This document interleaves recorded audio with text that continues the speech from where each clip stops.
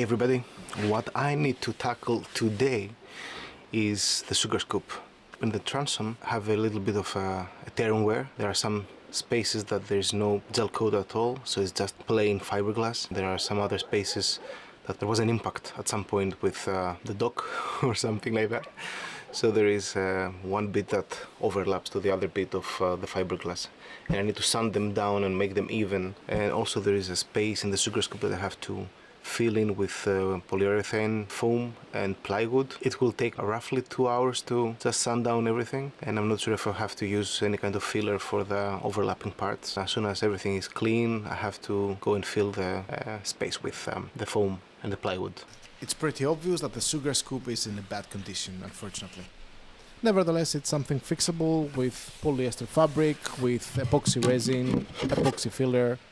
Then it will shine like a new penny. I guess that's enough with the observation, so let's get to work. What do you think? Shall we?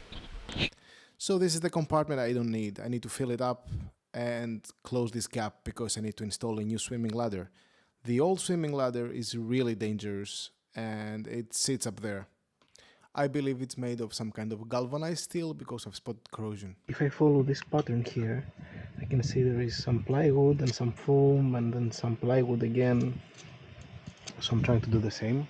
I got scrap plywood and teak, if I'm correct, and then I will put this construction foam in here, and I will add up these layers, and between them I will use it as a filler for a sandwich. Unlike my last video that was a lazy bugger and I didn't even bother using disposable gloves, this time around I'm actually using them.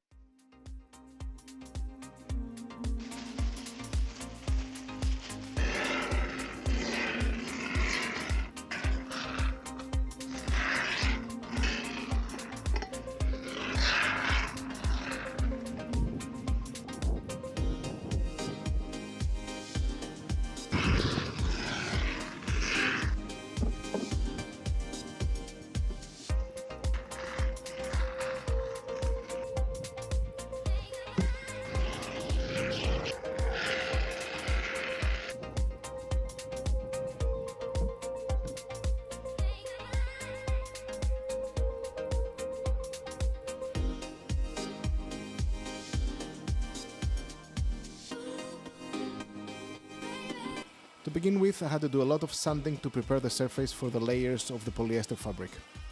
As for the sandpaper I've used, it's an 80 grit to start with and then 120 grit to do the finishing.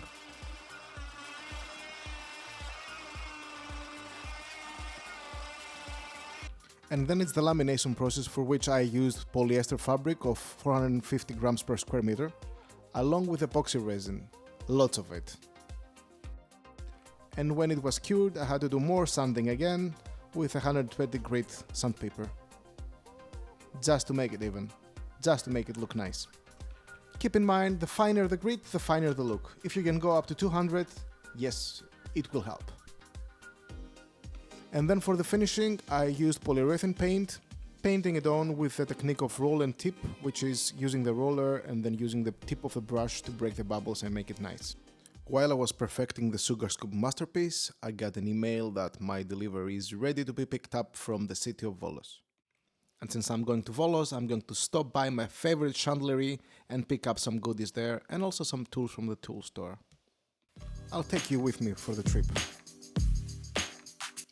And while I'm driving, this is the best time for you to rush, go subscribe to the channel if you haven't subscribed yet, and if you like the video, please leave a like, it helps a lot.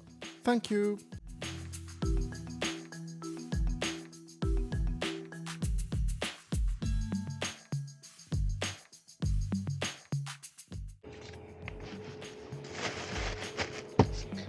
Got the chart plotter.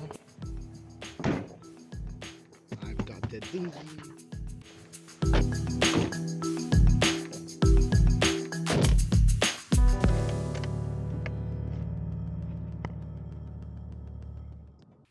After a lot of research regarding the size and the features and everything, I ended up getting this Neptune dinghy from Eval.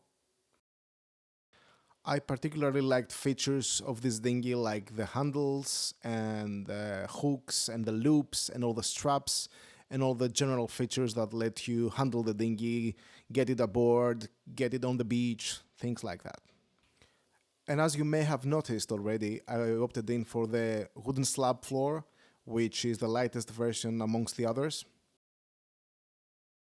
The other options were to get the aluminum floor or the wooden floor, but I intended to keep it lightweight as I'm a solo sailor for the time being and I would like to be able to easily lift it aboard or drag it ashore. At the same time, keep in mind this is the cheapest version too, so it's also good for budgeting reasons. It weighs around 23 kilograms and it has a warranty of 5 years for the fabric and 2 years for the seams. So I just got back from Volos. It wasn't a delivery, it was a pickup actually, because I had to go all the way to Volos 40 minutes away, pick the dinghy up, move it all the way here and get it up on the boat alone. It was a bit of a bummer, to be honest, but it's here, ticked out of my list. I opened the box. I'm not gonna pretend that it's not open, so you'll see what's inside, but then I haven't removed the things from inside, so let's see what's in. Smells like new.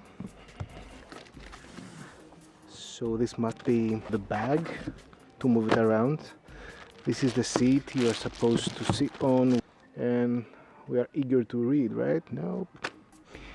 The high pressure pump, I have a similar one for my old dinghy. This repair kit exactly the same. A couple of oars. And the boat itself. Wow, pretty neat, right?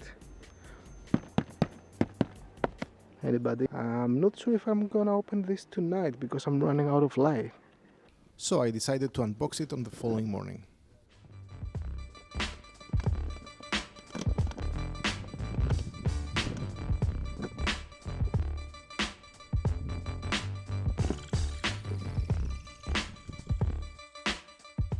It is now the proper time to mention that it's advisable to partially inflate the chambers.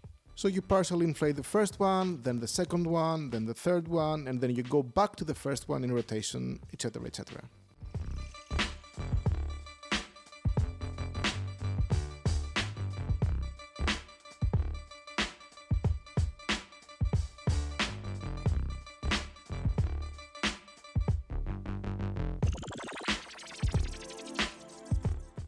And we are done. Let's walk around it. It's pretty, isn't it? Now we shall find a name for it. I'm scratching my head but no ideas right now. Let me know in the comments if you have a name to suggest. See you in the next one.